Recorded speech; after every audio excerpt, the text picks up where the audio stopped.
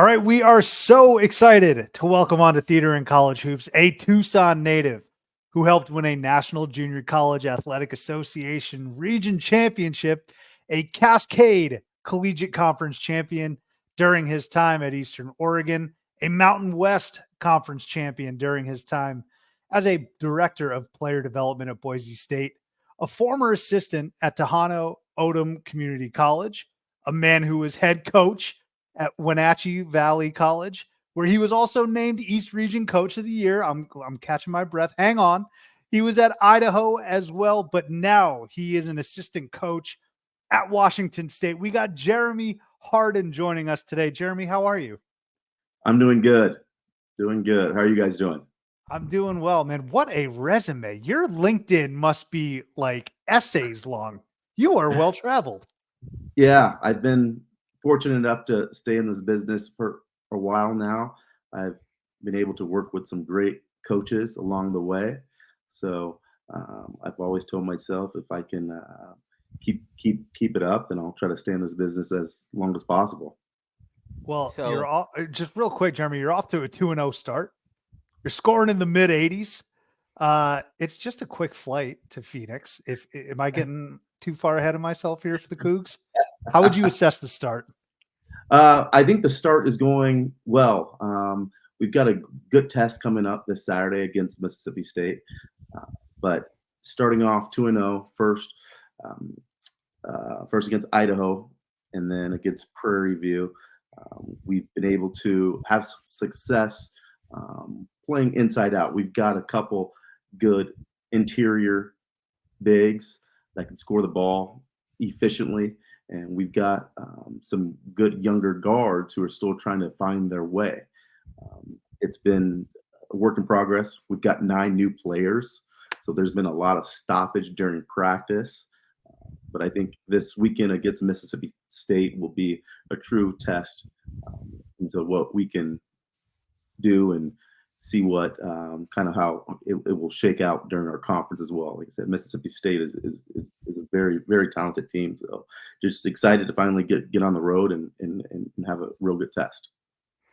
So taking it back a little bit here from where we are now to we have some kind of shared, not totally shared backgrounds here, 2 U of A guys and a guy from Tucson here, and a guy who went to Pima Community College, took a couple classes there at Pima, actually lived kitty corner across the street at Star Pass, campus crossing at Star Pass, maybe saw you at the pool a time or two over there. Aging ourselves here.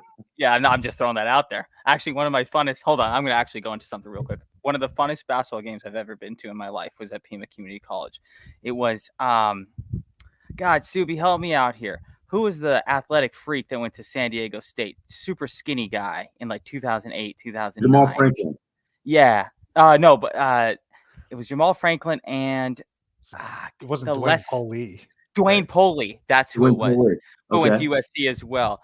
I remember I was at Pima Community College one time going to a random game for some reason, and he threw one step off the backboard and yammed on everybody in the gym, essentially.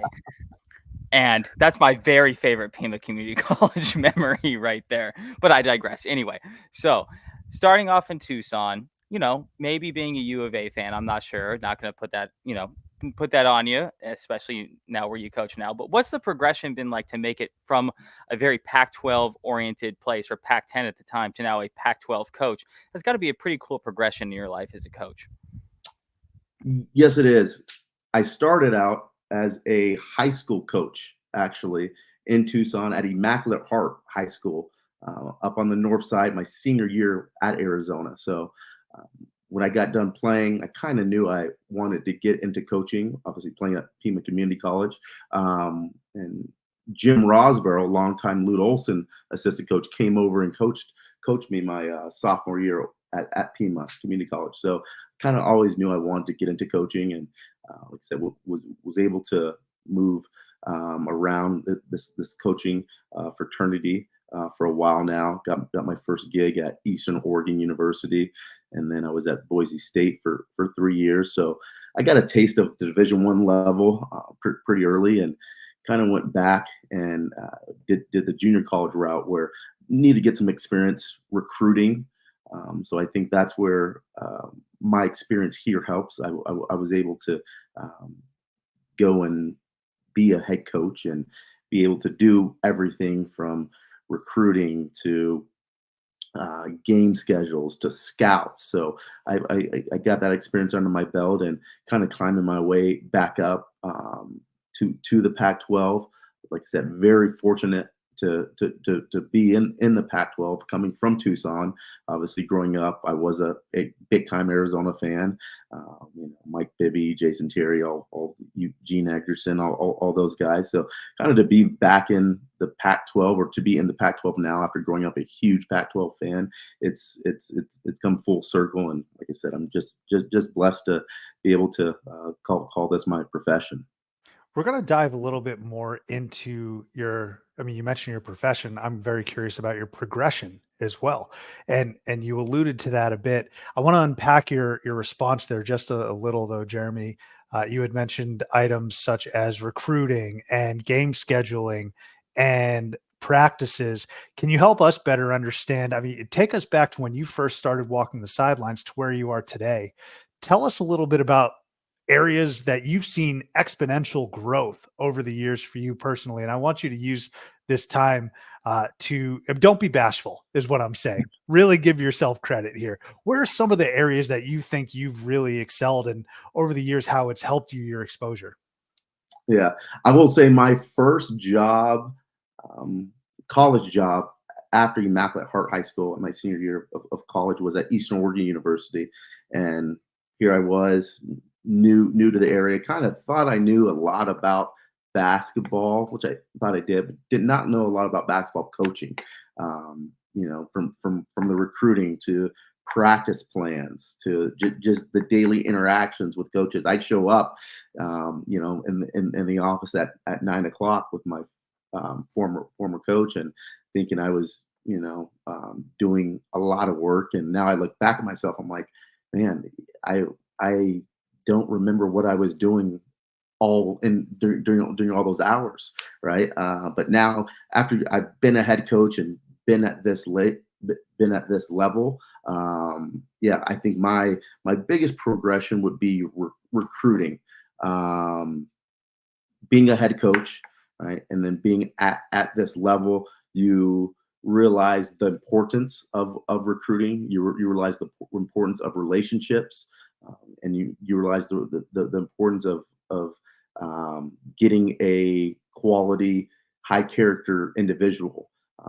Lots of coaches can recruit, but here at Washington State, there are some obstacles that we have to climb, and some things that kind of stand in the way a little bit. But and then there's other things which I am truly grateful for, in the sense of we really try to recruit high character individuals, and that's something I've learned over the years. It's not all about talent. Here at Washington State, our head coach got his first head coaching job at Columbia University. So he really likes high character, high IQ, guys with great feel, guys that can shoot the three type of players. So I've had to kind of change my recruiting niche over the years to kind of fit what the style that he likes. Now, when I was my own, when I was the head coach at Wenatchee Valley, I could kind of choose, who I brought in. But like I said, last year, now this year has given me a better understanding of kind of players that would fit certain styles of play and certain coaches. So it's more than, hey, he's a good player. Hey, let's recruit him. It goes as far as, hey, does he fit our community? Does he fit Washington State? Does he fit the surrounding area? So it's been good for me to have a lot of responsibilities when it comes to recruiting. And then last year at Idaho, it was a little bit different.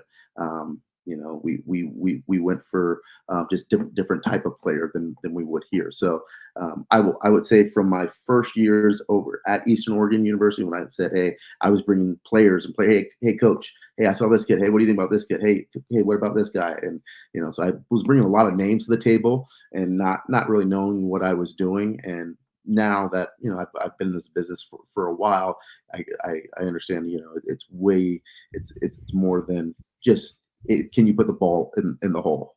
So I think my recruiting, I think I would like to say has taken a step up, and then also I guess my coaching ability on the floor. We do a thing called puzzle stats here. They kind of call it nerd ball, which is a little bit similar to what some other schools did. Jim Rosborough, when I was at Arizona, I think Arizona back in the day did the same thing.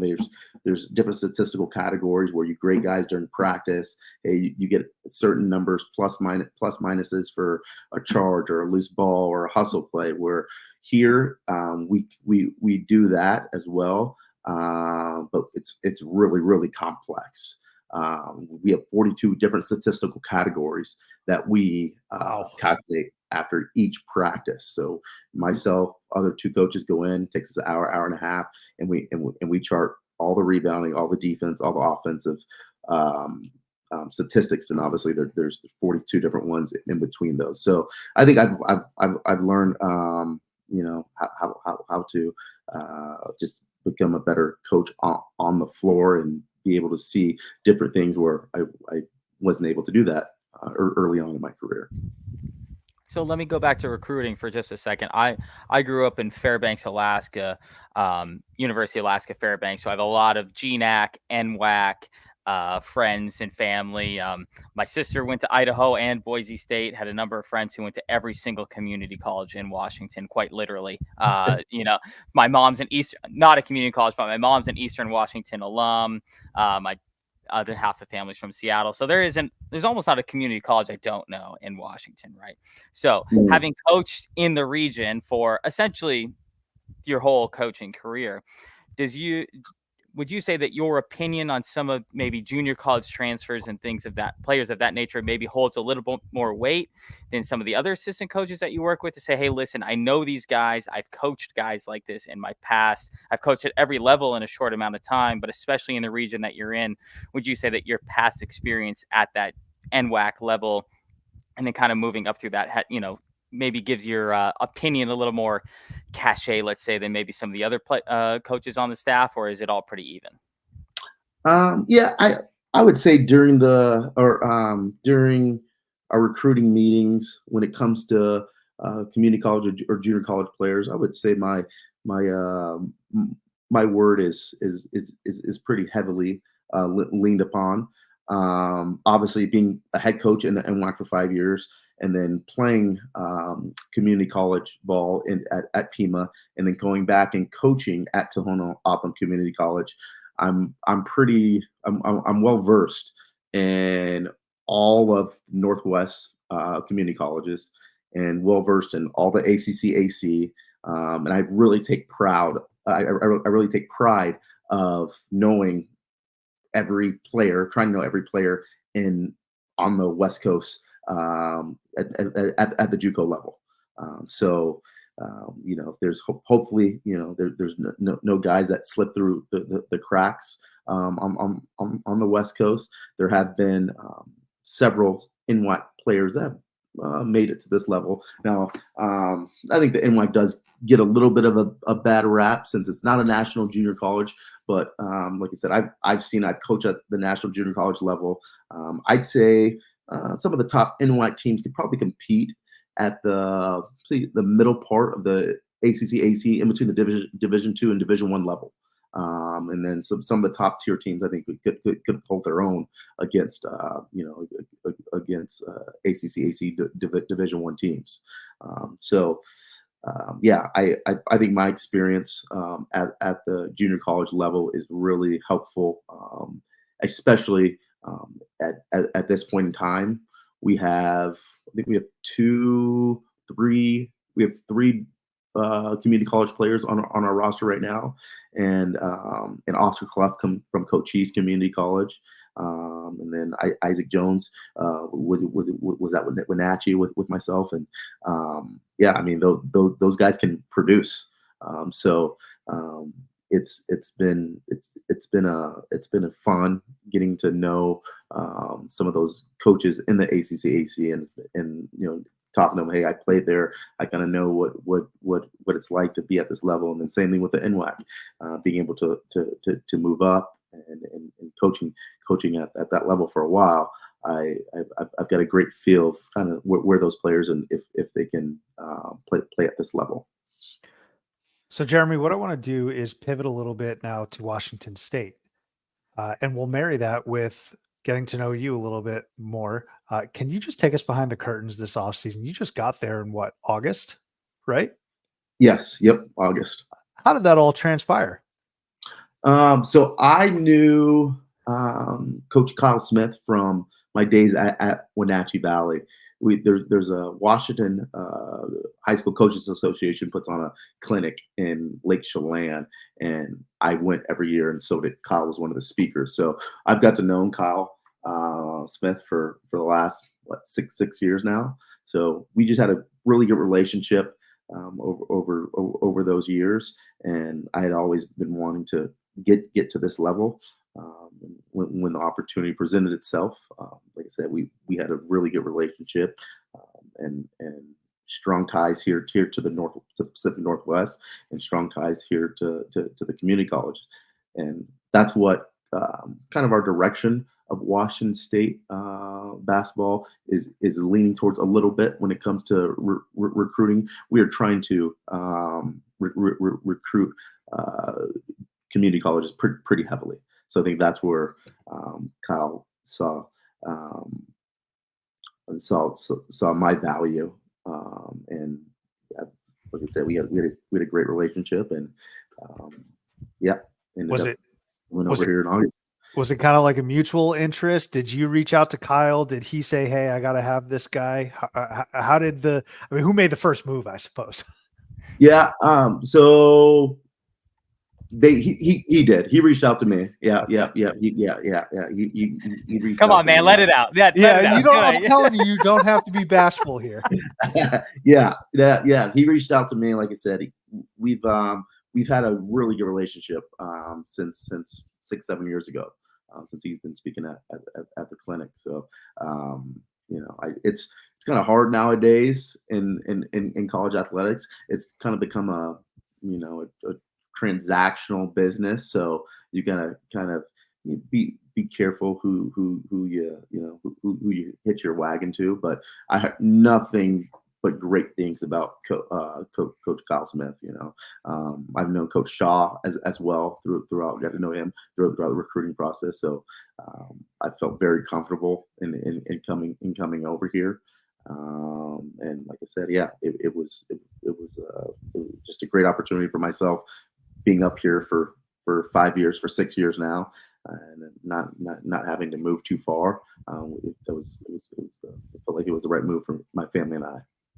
So, July you're coaching at Idaho, right? And this is nothing against Idaho. Yep. My sister went to Idaho, right? But then all of a sudden you're coaching guards who just transferred from Kansas, as an example, Yeah. And so tell me about how like that kind of feeling is. And again, this is nothing against anyone that you've previously coached, but all of a sudden you're dealing with a little higher level of a basketball IQ, a basketball talent type of level. Is it easier to get your point across on what you're looking for on a certain player and a certain look, or just from a game to game perspective?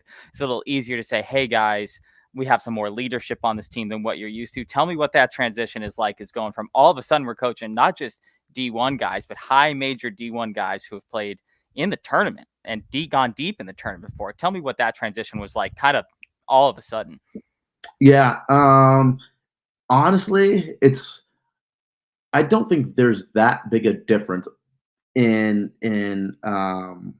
coaching from whether it be a lower level Division I to high major in the sense of just basketball schemes. Now the players are as you know, bigger, faster, stronger, and that's the biggest difference, right? Like our 3 guard this year, we've got a couple, but let's say one of them is 6'6", 6'7", right? Our Isaac Jones was at Idaho last year. He played the 5 for us. Well, now he's playing the 4. He's 6'8.5", 6'9". Our 5 guy now is 6'10", 6'11". So when you can move someone like Isaac to the 4, you got a 7-footer or 6'11" guy. That's the 5. Your 3-man 6'7". Your 2-man 6'4", 6'5", and then we've got Joe Yesufu who's playing the 1 for us, who's a Kansas transfer, won a national championship. I mean, he is lightning quick, an elite athlete. So, like I said, the biggest difference is just the speed, the quickness, speed, quickness, and athletic ability. Like I said, the IQ kind of comes and goes. That's more so player to player. But I think like I said, the biggest difference is just positional size. And we like to have positional size here at Washington State. We're playing much bigger than they've played in the past. We're playing 2 bigs right now. So yeah, it's like I said, I'm fortunate enough to be here, but last year at Idaho was a good experience. But being able to come on and move over to the Pac-12, I haven't seen too many Pac-12 games, obviously face to face, but all I hear every day in the office is, hey, just wait till we have Oregon, or wait till you see Brooks from Washington. Like it's going to be, they've got some size, some length. So yeah, that's what I would say the biggest difference is between those 2 levels. Well, so speaking of scouting, speaking of watching games, a Pac-12 team went down to a team that you were playing next. Mississippi State dispatched ASU in Chicago. You got Mississippi State. No Tolu Smith. I'm sure that you guys have your scouting and your prep. Can you take us behind the curtains about how you're approaching this game? Another power out of conference team. You've got you've got a couple games under your belt. Now you're going up against a team that went to the NCAA tournament, that's looking to do the same thing again this upcoming season, a strong team in Mississippi State. Tell us a little bit about how you've been preparing for the Bulldogs. Yeah, well, we as assistants, us 3 assistants, we split up scouts game by game. So one of our other assistants has the Mississippi State scout, but like I had Prairie View. Our other assistant had Idaho, and then we all get together as a staff and kind of hang on. They didn't want to give you Idaho. Yeah, no. Come on now. Yeah. So yeah, yesterday was our first game day prep of Mississippi State. So we went through all their keys and all their personnel before practice. And then today we got on and we went through some of their sets, and then we'll prep tomorrow like it's kind of an actual game. I think the scouting at this level is a lot more intense, a lot more sets. We go back and watch 4 or 5 games of what the teams have played. Obviously, we had to go back and watch a couple games from last year from Mississippi State. But the sports, the video, we use sports code to cut and to use all our film. So like I said, you're able to go back and watch every scheme that they've ran. So we implemented them today. Like I said, we'll go over their sideline out of bounds or inline out of bounds tomorrow, and then we'll kind of have our scout team run through their sets again. So it's been good for our guys. Like I said, we have nine new players. So even though we are pretty experienced at the Division I level, we're all new as a team. So, even our coaching staff is I guess myself, we had another coach move on. We brought another coach in. So we're all still trying to mesh and kind of find out where we fit a little bit. Where I think so Mississippi State will be a good test for us. Playing an NCAA tournament team. We hope to get into the NCAA tournament this year. They've been to back-to-back postseason tournaments the last 2 years, 2 NITs, finished top 5. So I think this will be a good test for us on the road in a neutral site game to see what we can bring to the table. On the road, man, aren't you? You guys are flying cross country. Yeah. Like you're going way on the road. Yeah, we actually leave tomorrow, and we don't play until Saturday. Believe it or not. Yeah, I mean, I do believe it. You got to get. Yep. So it's we any hardships that we have or obstacles, we try to turn it to a grit thing. Like it's tough to get into Pullman. We drive to Spokane, and then we fly out of Spokane. Spokane doesn't have a lot of direct flights, so we have to take 2 flights to get to any destination. So, but like I said, any little kind of obstacles like that, we just bite our teeth and try to say, hey, this is just what we do. You got to get through it. There's no other option. So, kind of like how we like to play. You can't foresee everything. So, we just got to get through some of these obstacles and get there on Saturday.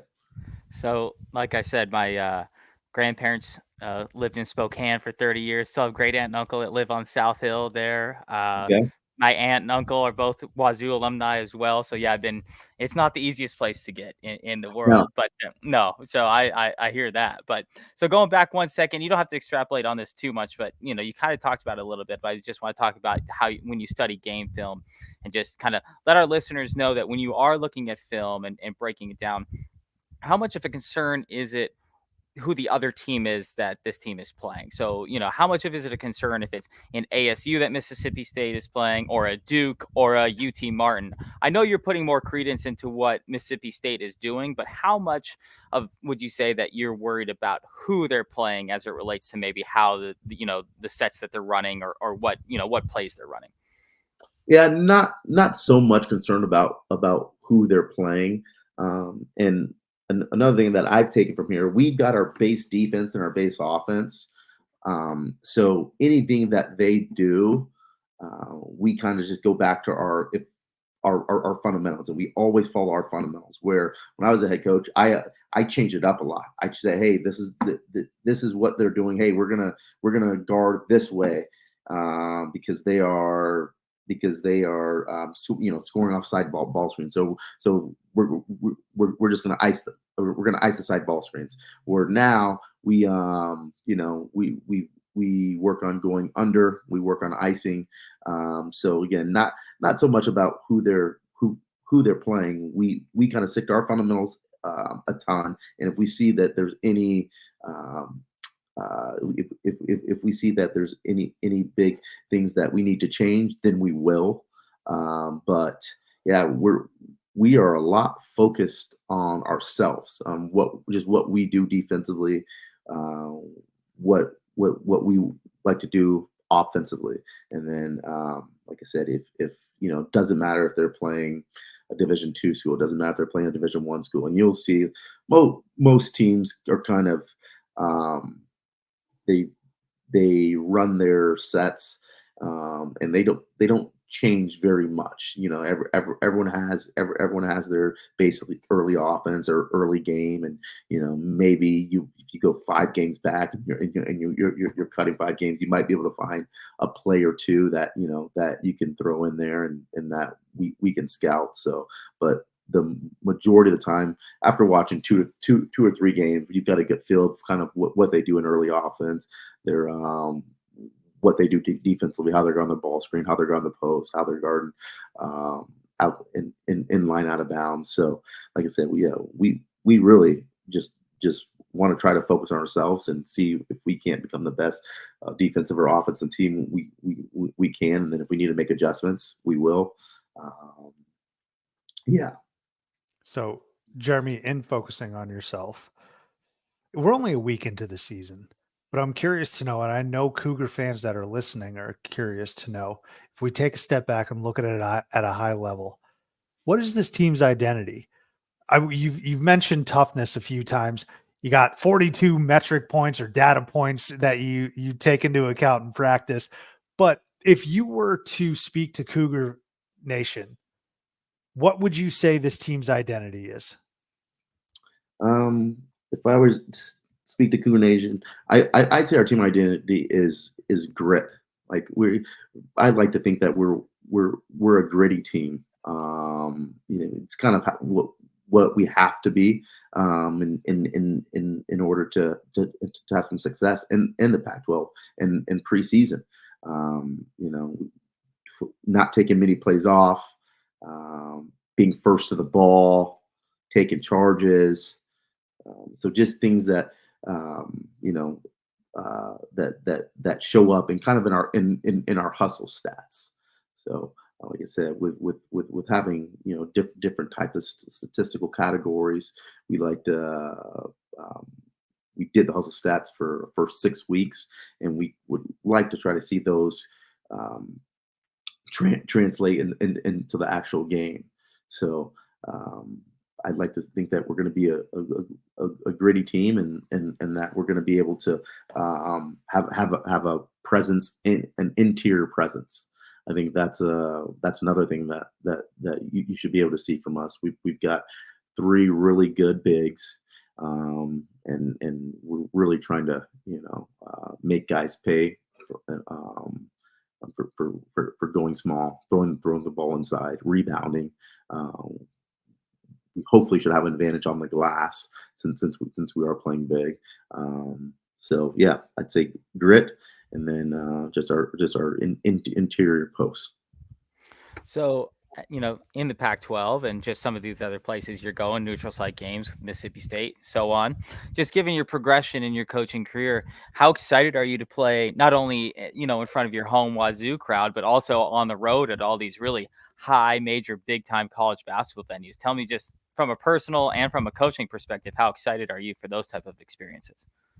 Yeah, from a personal standpoint, I think it means a lot to me. Obviously, growing up, and that's all I knew is Pac-12 growing up. So to be able to finally, or to coach at this level, and to be able to go to different venues, it's kind of it's kind of eye-opening that I'm here right now, and that this is actually happening. And then from a professional standpoint, you kind of gotta act like you've been there before, right? Like so I probably want to have more of a smile on my face, or laugh a little bit more. But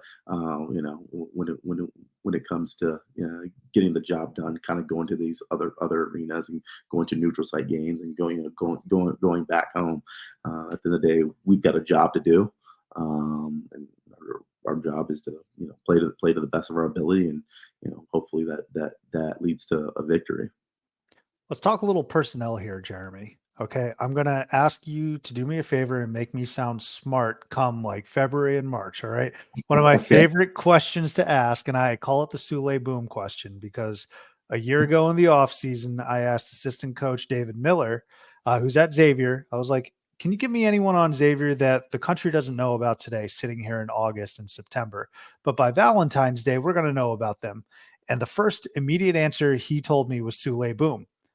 We saw what Sule Boom did, right? Yeah. I'm going to ask the same thing to you. Who can I buy stock in right now that nobody knows about? And then come Valentine's Day or March, I'm going to be saying, my man Jeremy Harden gave me this intel, and you should have bought stock long ago. Who are some of those guys that the country doesn't know about, the folks in Pullman may not know about, but they will know about them?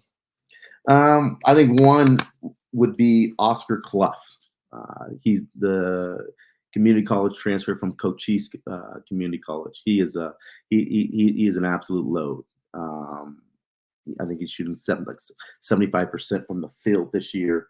So super efficient, and is an unbelievable passer. Like, it doesn't. I've coached for a long time, but he's his ability to see the floor from the post is elite. And then another kid would be Miles Rice. He's from Atlanta, Georgia. He's redshirted 2 years ago. He actually had cancer last year, so he just has a remarkable story. He is a lightning quick guard. Kind of didn't know, if he was ever going to be able to play basketball again. So he's been able to, he's been able to overcome those obstacles, and now that now that he's healthy, he's one of our go-to guys. And then the last guy I'd say would be Isaac Jones. I know some people know about him, obviously from the Big Sky, but I think those guys, especially Oscar Cuff, are kind of flying under the radar.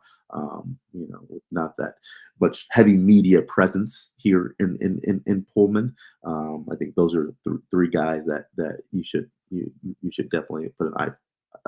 Keep an eye on, and then I'm going to go and throw one more in there. Possibly not. Yeah, we'll see this year. Ruben Chinyelu, Chinyelu. He's from NBA Academy, Africa. 6'10" kid, 240. He is an absolute freak of an athlete. One of the hardest workers I know. Gets up every morning at 4 a.m., gets the gym at 5, does his own workout. I mean, he is just an unbelievable student, 4.0 student, unbelievable athlete, mature. So those guys are some guys that you can keep an eye on, and who I think are going to help us win some games this year. Hey, Jeremy, don't worry about the big media. We here at Theater and College Hoops are going to fan the flames for those 4 guys over the course of the year. Right, my man? Yeah, good. So in looking at the roster here, tell me if I'm wrong. Okay.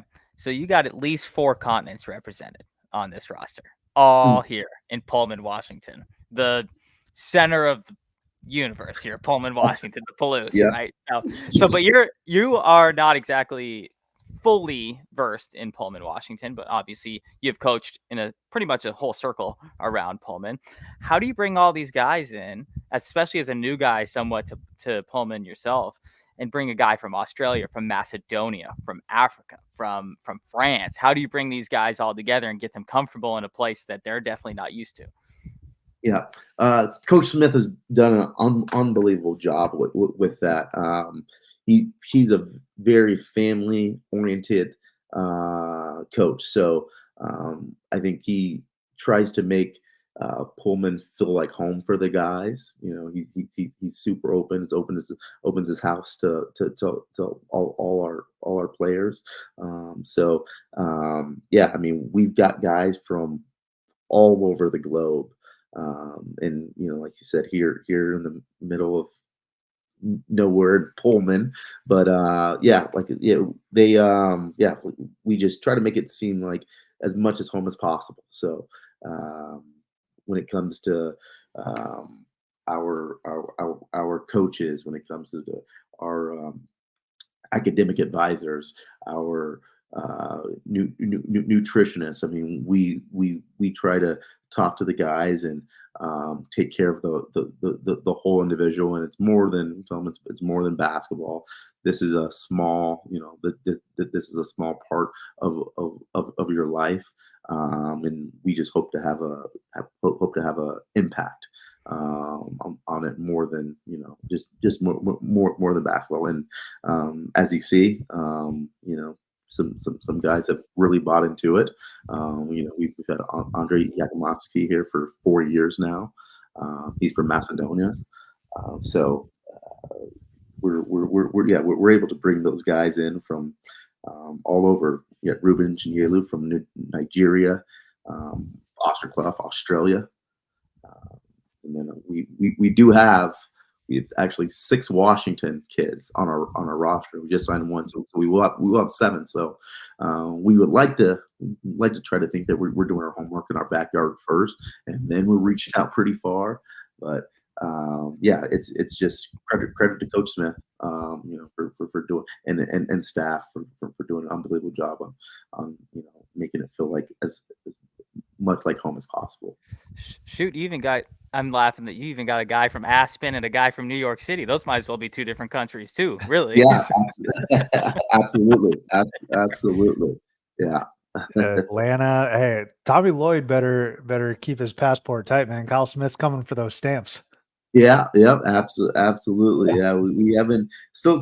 I'm looking at foreign trips. They still haven't made one, so still haven't had one here. I don't think since Coach Smith has been here. So that might be a little recruiting trip that we may need to go on.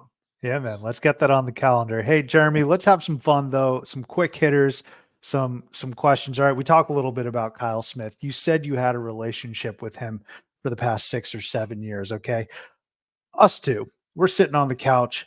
We watch every Arizona game, and that obviously includes Washington State. And fans, they'll develop preconceived notions about certain coaches, players, personnel, just from watching them on TV. What's the biggest misconception you think people have of Kyle Smith, and what are some things that you think some folks would be shocked to know about him?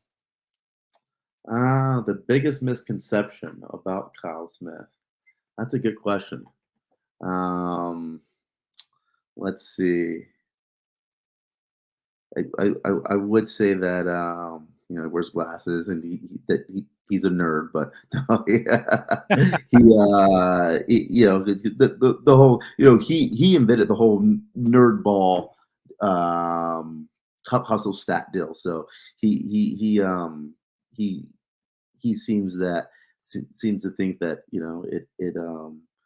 it is a great tool for our guys, and like I said, it's something that we implement in reality. He's a down to earth guy, and is a realist. Like, something goes wrong during the game, or there is a bad call, and one of us tell, hey coach, that actually was a bad call, then he'll go, hey, he'll go up to the official, hey, that's my apologies, my assistant just told us, hey, that was the wrong, that was the right call, my apologies for getting on you. So and I think lots of coaches are kind of labeled or kind of have that issue, because that's the only time you get to see him is on the sideline. So it may seem like, oh, hey, this guy's always doing this guy's always doing that, but like I said, off the court, Coach Smith is one of the just down to earth,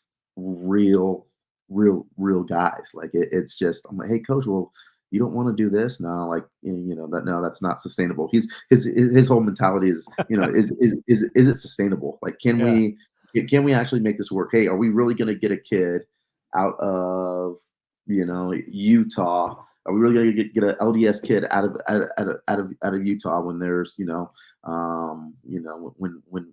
when there's Utah, you got Utah State, you got Utah Valley. Do you have a relationship with him? What's your tie into him? And if he doesn't see that there's a value, or see that that it's actually that we'll have an lead or create an advantage, then even though we may like the kid, or you may do something, then I think you just realize, hey, let's move on. Don't think that we're going to be able to get that one done. So yeah, that's what I would say. His just down to earth. So you faced some familiar faces earlier this year against Idaho. You got Boise State coming up this season, which I have circled. That's going to be a great game for sure. We got love for Boise State over here, Jeremy. I don't know if you're familiar with Roberto Bergerson, but he is our guy. He's been on the podcast before, and I love Tyson Degenhart. Any extra juices flowing through you for that Boise State game, you think? Absolutely. I appreciate the honest answer, man. Thank you. Yes, no, and I don't know what you say this on the air. Actually, one of our other assistants as the scout, and I asked him before practice today. I said, "Hey, you mind to switch me? Can I get that Boise scout?" I love it. Yeah, no, yeah, there will be no Coach Rice does an unbelievable job, has done an unbelievable job with that with that program. We've got nothing but utmost respect for Coach Rice and what he's done there. You know, he's coming from Gonzaga, a great coaching tree. He's been able to get Boise State into the tournament the last couple of years. And hopefully one of these years, hopefully this year they'll be able to get past the first round. I know he's still looking for his first NCAA win. Actually, when I was there, we won the Mountain West in 2015, and we got made to the tournament, and we got to play Dayton in Dayton. What a draw that is! So. I think after that, the committee said if they never made it into the first four, that they moved the program, and we're leading the entire game up until the last minute, and end up losing by 1. So that was like a 50-something kind of low scoring game, right? If I remember. Yep. Super low scoring game. Like I said, we were up the entire game, but it's hard when there's, I don't know what that arena holds, but I'd say it held 12. There was 11,000 Dayton fans there. I mean, you're not supposed to play a home game in the NCAA That's tournament. Right. But, yeah, we did. Yeah, first and last to do it. So yeah. So I'm excited for that Boise State game for sure. Jeremy, growing up, you've mentioned a couple times. Obviously, you're from Tucson, and you've grown up with the Pac-10. You've mentioned some legendary names. Now you're part of the Pac-12, but the sad reality is that the conference is dissolving. I mean, just your personal emotions and thoughts, taking yourself out of the, not just being a Washington State employee right now, but your thoughts on the Pac-12 not having much sustainability, or the other teams leaving is how I should phrase it. The Pac-12 as we knew it is no more. Yeah. It's an unfortunate situation. We obviously would love to for the original Pac-12 to stay together, because there's so much tradition there. Get Arizona State, Arizona Washington had some big time rivalries. Arizona UCLA. So just unfortunate that it kind of had to happen the way that it did. I think this being the last year in the Pac-12, there's some extra juices for everyone, especially here in Pullman. We kind of want to hopefully go out on top, go out the right way, and like I said, we are trying to hopefully keep the rights to the name of the Pac-12. We'll see how we'll see how that goes. I know they made it. There was a court date today, so but yeah, I'm like I said, it's just unfortunate. You won't be able to see those rivalries anymore. Hopefully, some of those teams still play each other, but you could kind of see the reason why they wouldn't if they choose not to. So but yeah, growing up in Tucson, and remembering when Arizona was playing on the road, or going to games, going to conference games in McHale. Yeah, kind of be really strange when I get the opportunity to to go to a game where they're not just playing some of those West Coast schools that they normally play. So but yeah, there's not kind of out of our hands, so we've kind of been trying to put it a little bit aside, and just do what we can do and control what we can control. So a lot of people judge other people based on their character, how they treat people, intelligence, things of that nature. I judge people, Jeremy, on how they answer if you foul up 3 in a crucial situation. So here's the scenario. You're up 3, 10 seconds left. Are we fouling up 3? Up 3, 10 seconds left. Are we fouling? Oh, well, here. Are I you think actually personally? How about that? You don't have to reveal what Coach Smith wants to do. Your Yep. personal thoughts. Yeah. So I mean, this is I would not foul, but there's some factors that go into it. Okay. Like I'm happy to answer any like extenuating questions you might have. yeah, okay. Is it a high scoring game? We'll say it is. Let's say it's like 81-78. 81-78, up 3. Do I have a size advantage on the boards? Well, you mentioned your 3 big men, didn't you? So I'll Yep. say yes. Okay.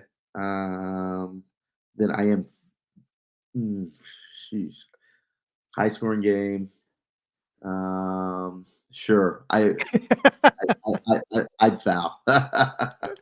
I did. And that's actually a good question. I've read a Ken Palm.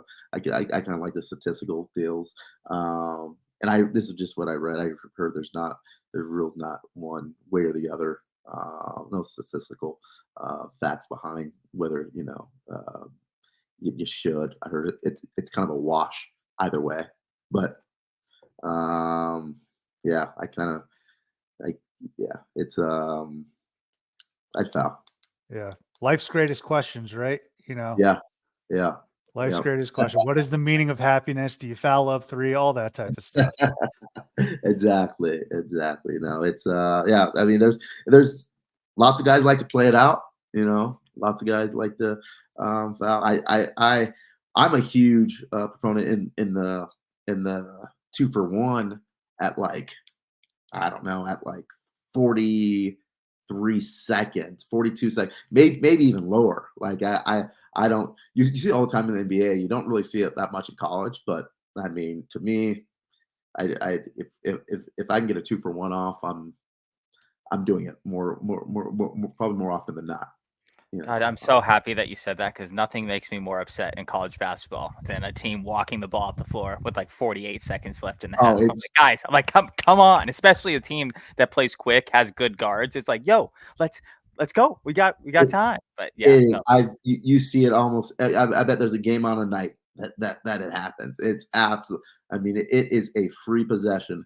I don't know. I just watched. I was over the Idaho CSUN game, and I think CSUN had the ball. This one's tough. 43 seconds. They are up. I think they were up 1. Now that one's a little tough. Like, yeah, for 43 seconds would be tough for me to do it. You're up 1, your ball. Do you go 2-for-1? They went down. CSUN missed, and now Idaho comes down. They have the ball. With no shot clock. So now it's in no shot clock. You're down 1, but your ball. I'm not sure if I like that. I'd rather get possibly get a quick one up. But again, 43 seconds, maybe a little too less of time to kind of do that in. But yeah, I love this, man. I love this. We're in the film room here. We're in the nitty gritty right now, Taylor. Yes.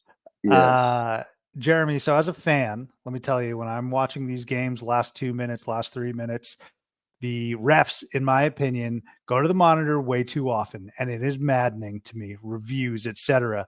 Do you feel a similar way when you're on the sidelines, or are you just too wrapped up in strategy, talking to your players? And I mean, honestly, are you seeing that as hey, this is a free timeout? I've definitely seen an increase and a spike in ref reviews 2 minutes or so. Where do you stand on that? Yeah. No, I think I'm too focused in on the game to kind of let it bother me. Now, if I'm watching at home and the last 2 minutes takes 10, 15, 20 minutes, it's very frustrating. But I think when you're in it, you really just want the refs to get the right call. So regardless of how much kind of time it takes, that really doesn't bother me. But yeah, if I'm a fan and I'm watching the game, I'm like, come. I mean, why the last 2 minutes? Who decided on the 2-minute mark? Why not the last 3 minutes? Why not? You made all those judgment calls without going back to the monitor there for entire 38 minutes. So why are you going to take the last 2 minutes to do it? So I see your point there. I could definitely see where it could become frustrating. Yeah, I'm just speaking as my perspective is just a slob on the couch. You're obviously in the game, but I was just celebrating my niece's first birthday, and my parents are just going over every single detail, trying to make sure everyone's okay. Like, do you have enough to eat? Is the temperature okay? All this stuff, and I equate it to refs because they're like, did we get those 0.3 seconds? Like, let's go to the monitor to make sure like the temperature is set to 72.3 degrees. So like, let's make sure the time is good. And I'm just like, guys, I kind of understand with tip balls, things like that, possession, but I'm over here like, can we get a move on? Yeah. Well, here's one for you. We're at Boise State. I think it was 2015 or my last year there. We're at Colorado State, and we're down 2. We inbound the ball with there's 0.8 or 0.7 on the clock. James Webb catches the ball, throws it up. It's just a quick catch throw, shoots it from about we're taking the ball out at half court, shoots a 3, hits it. So we win, right? We're up 1, we win the game. Well, the refs go back to the monitor, and they're they're going over it, and they're trying to say that he didn't get it off in time. And we're like, there was 0.8 seconds. He caught it and just shot it right away. So the refs end up coming back and saying that no good. We end up going to I think we end up going to we end up losing. The next day we find out like the monitor wasn't hooked up to the other, because we're all on the bus, and we have our stopwatches, and we're timing it. We're like, he got it off. Like there's an extra 0.3 seconds. And well, they ended up the replay system was on like ×2. And so when they were doing it, it was the video was going too fast. And the officials came out, Mountain West officials came out and said, we messed it up, that the basket should have been good. And yeah, we ended up losing the game because of the refs went back to the monitor. So it's That's the most college basketball thing I've ever heard, Taylor. Yes. It has to be. Yeah, it was we tried. I think we tried to appeal the win, and Yeah, I don't blame you for that. Yeah. I mean, that's But incredible. Thank you for sharing that story. Jeremy, just a few more quick hitters and then I'll get you out of here. Toughest environment you've been in. Could be a player, could be a coach, can be at the JUCO level, any level. The toughest environment you've had to experience a basketball game in as a coach or player. I'm talking fans are on you. You're hearing some really nasty things. Go. The Pit. New Mexico? Yeah, the Pit. It was man. It was like 2015, 2014, 2015. We were playing the Pit, and you can't even. I mean, we're screaming out plays, so our players, and you can't hear the guy next to you. You can't hear him talk. I mean, it's absolutely pandemonium. A lot of people played. We obviously played in VA Hots at San Diego State. That got pretty loud. But I think nothing tops being at the Pit.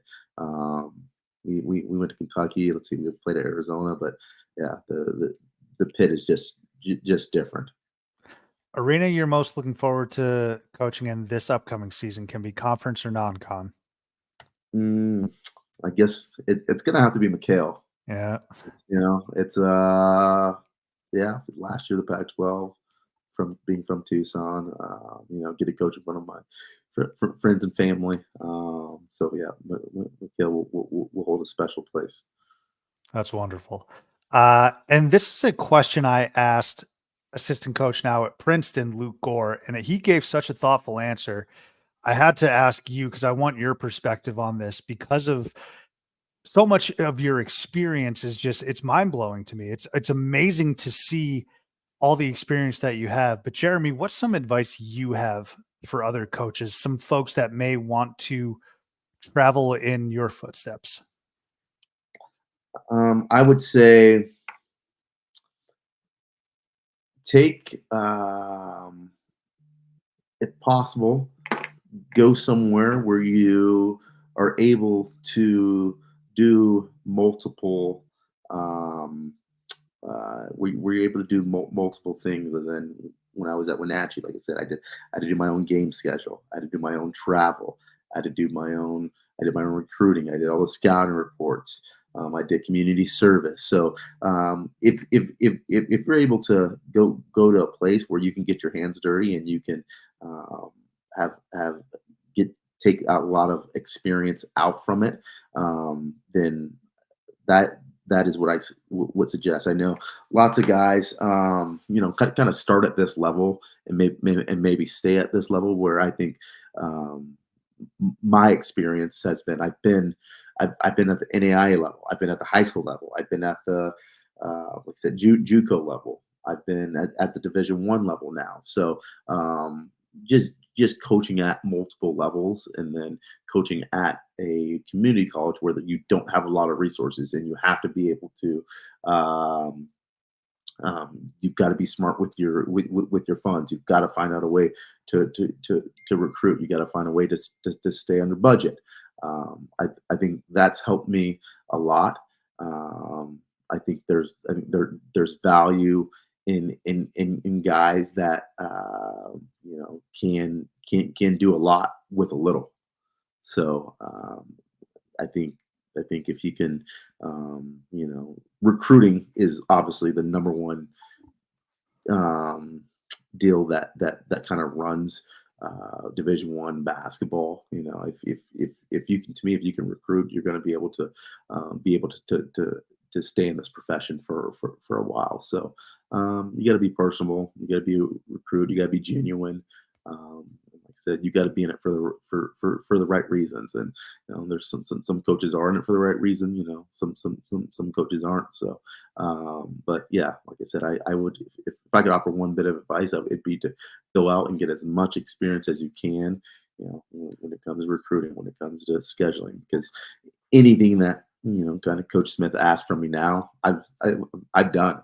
Right. So I think that's valuable, and that's what I would look for. If I get the opportunity to become a head coach again, I'd want someone that's done everything, because you can say, hey, I'm the one. I had to wash jerseys at 12 p.m. On a Friday night, and then I had to stay up and scout the team the next morning. So there's nothing, like I said, that I've done that I wouldn't ask anyone else to do. That's great stuff, Jeremy. Great stuff. We're going to get you out of here on this, our last segment. It's called Bring Them Up on Stage. Is there anyone in the college basketball space, Jeremy, that you think would be a great fit to come onto this podcast, to come on to Theater and College Hoops, that would be interested in sharing some stories and wouldn't mind me bugging them like I bugged you? Anyone that comes to mind? Let's see. A person that I would say who I think is kind of gets overshadowed a little bit and has done an unbelievable job. Now, it's a community college guy, would be Jerry Carrillo, who's at Cochise Community College. He's been there for, I don't know, 25, 30 years now. And he has done an unbelievable job. He's in the middle of nowhere in Douglas, Arizona. Has had several great players move on. Obviously, we have one with us. Nathan Sobey, who played at Wyoming, an Australian guy, played for the Australian national team. Played down there, and he's been able to have a lot of success.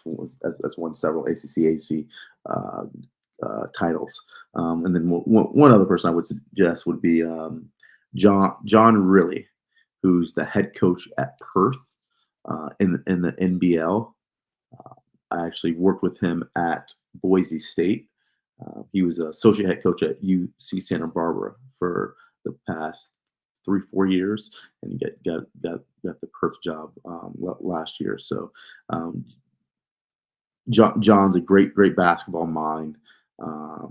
Played in the NWAC, played at Tacoma, then played at Gonzaga. He was one of the first players to take Gonzaga to the tournament. He also played for the Australian national team. So and then obviously getting the opportunity to go down. I actually went down and played for Coach Carrillo at Cochise before I went to Pima. So he's been very influential in my life. I've kind of looked up to him as a mentor. And like I said, he's done it at a high level from the junior college level. Appreciate that, Jeremy, and appreciate those names. I might leverage you for a warm handoff, warm transition to touch base with these folks, because I definitely want to reach out at the very least, engage their interest. But Jeremy, this was such a blast. Amazing stuff. Thank you so much for spending some time and sharing your stories. Best of luck to Washington State. We're going to be watching even best of luck, even against Arizona. That's how you know we're real ones. All right, man. Jeremy Harden, thank you so much for jumping on. I appreciate it. Thank you, guys.